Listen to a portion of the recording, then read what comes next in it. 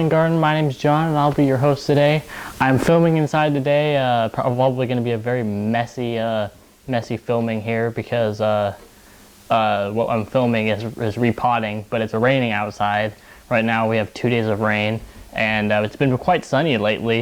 We've had really unseasonable weather here in Oregon, so it's quite warm and it's kind of an odd year really. I'm hearing a lot of that from a lot of places, but basically what I'm wanting to do today is go over a little bit about the camellia census. I've gone over it before, but a viewer of mine, I think it's All Things Are Cool. I hope he doesn't mind me saying his name or his username here, but he was having some trouble with camellias, so I decided to do a video about it and just basically go over the entire thing in one video and try to like bring it down to the very basics of what it takes to grow these guys. As you can see, this is my biggest plant here in front of me. It has become quite a nice little shrub. It's growing quite fast. It's in its dormant stage right now because it's winter, but and I've left it outside. It's acclimatized for outside and some cold conditions, so I'm gonna put them back outside once I'm done with doing this video. But let me go over the quick terms really fast, and we'll kind of get into it. All right, so here we are. I have this right here. Hope you can see that right there. What is a camellia? Now, a camellia is a evergreen shrub. Hope you can see that. Get a little closer. An evergreen shrub. It's hill loving, and it really likes acidic soil, as the acidity needs to be around 5 to 6 on the soil acidity level, and it really likes to be in the growing temperatures of around 19 to 100 degrees. Most varieties. There are some varieties that are a little bit hardier, but that's the basic for this area that I live in, Zone 8. So, and I'm going to put all this in the description too, all this information, so you can read it if you can't read it on screen, or couldn't sit here and listen to me yammer a bit. But so our next thing is, what are they used for? Get that in the screen. What are they used for? And they're used for landscaping. They're used for also the Camellia census variety is used for tea, but mostly they're an ornamental plant, can be pruned into a shrub or a tree. The most fashion for the census variety or the tea variety is a shrub. All right, the next term here is, what pests attack camellia? Now, the different pests that attack camellia are camellia scab, camellia flower blight. There are damping off or root rot. That's caused by overwatering or soggy soils. If you planted them in clay, didn't plant any compost in there. Leaf gall. It's basically just like a kind of like a leaf. It's kind of hard to describe. It's like a leaf discoloration. You know, if I can find a picture, I'm going to insert it right here what leaf gall looks like right now. And then tree scale, I'd probably insert a picture of that too because it's quite common. So I'm going to insert a picture of that right now. And then cottony camellia scale, which is basically the same thing. It's just a little bit more fluffy than the regular tree scale or tea scale. So those are the basic pests that attack camellia you'll find, and then there's just the regular fungal infections that you'll see on the leaves of them. Some bugs will eat leaves or chew on them, but they're really not a problem. They don't attack in very many numbers.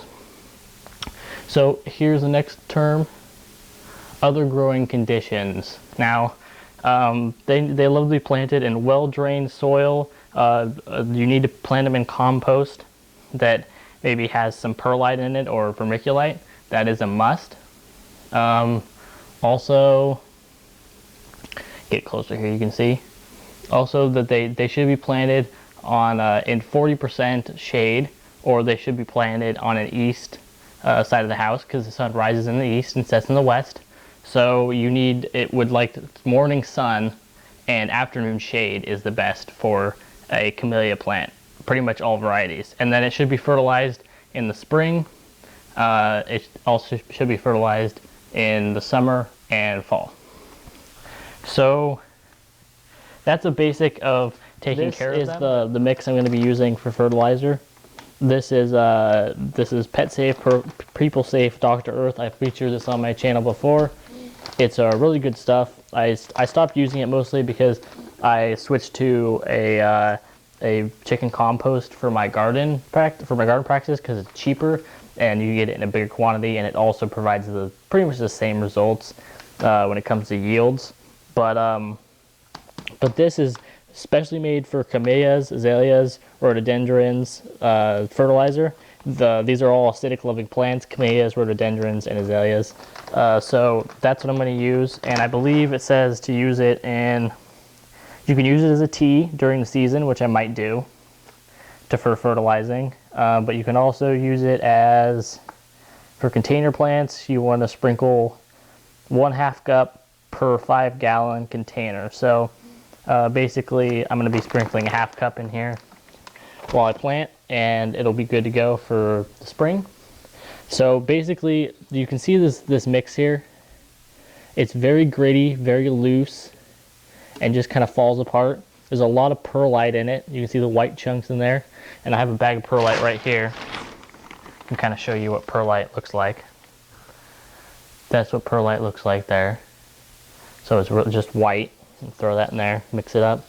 So I've added about 3 full scoops of this for 1 5-gallon bucket, and in this soil. The soil was filled up a little fuller. I dumped a little bit out, so it ended up almost filling the entire bucket full.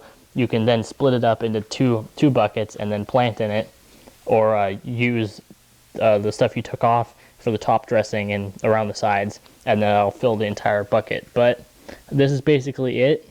The stuff I'm planting in is called mushroom compost. So it's not cocoa coir. I do use cocoa coir, but I decided in this last planting, but I decided I want to use a little bit more organic matter for these guys. It's because they like the organic matter a bit better than just the cocoa coir. You don't have to fertilize them as much with this, but you know, it's quite light, and that perlite in there, as this breaks down, is going to keep it nice and fluffy and light, so you're not going to have any problems with damping off as much and any of those things, as long as you don't overwater. Don't overwater, guys. These plants are really very sensitive to that. So for the sake of this video, I'm going to turn off the camera. I'm going to tip this plant out of its container outside, and then bring it inside and put it in the pot, and then we'll repot it. And then I'll do the rest off camera, just because after the demonstration you didn't really need it. But this is the basic mix, okay? So basically all you need is perlite and some sort of compost, fine compost, or cocoa coir. You can use all 3 of those. Don't ever use anything like sphagnum moss, anything like that has really good water retention. Peat moss is not really a sustainable thing to use, so I don't use it as much. Peat moss is something that's like, you know, you're mining peat bogs that have been there for billions of years, and you're just destroying habitat. It's not very sustainable, so I don't use it. I try to use cocoa coir more. This stuff just has compost, mushrooms that have been composted, and some cocoa coir that's been composted down. So that's basically it, guys. All right, so I'll move on to potting this guy up, and then we'll end the video. All right, so there you can see it's quite ready to be pre-potted up. I have some worms in there. I'll be tossing this in here now. Don't mess with any of I'm making a mess. Don't mess with any of the roots, guys, because it's not something you want to do.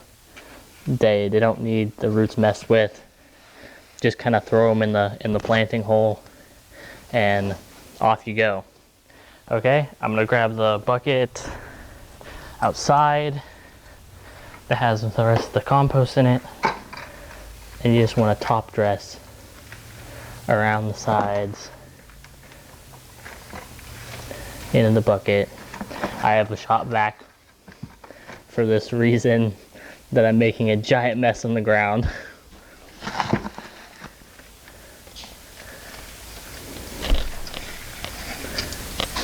Probably gonna need to mix more up, but you get the idea. Basically just packing around here until it's completely and full up and tamp down in, and then I'll put a bit of fertilizer in here in this around the sides, so that the plant goes outwards towards the fertilizer and then down. And then everybody, she's all potted up and ready to go. Fertilizer's in, and she looks pretty good. Just got to do that for another 4, and I'll be done for the day.